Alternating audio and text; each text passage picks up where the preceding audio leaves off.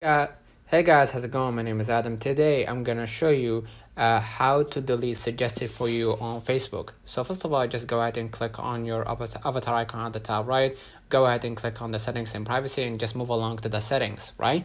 In the settings, what I'm gonna do, I'm gonna just go ahead into finding the meta. Just go ahead and click on it. And basically what you're gonna do first, you can just go ahead and scroll a little bit down until you find the add preferences. Just go ahead and click on it. And basically what you're gonna do, you're gonna just go ahead and click manage info and click the second option, activity information from add partners.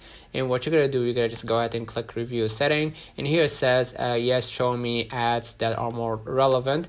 And just go ahead and select no and confirm by clicking confirm, right? Now what I'm gonna do after you confirm, you're gonna just go ahead and cancel this one and click the first option, categories used to reach you.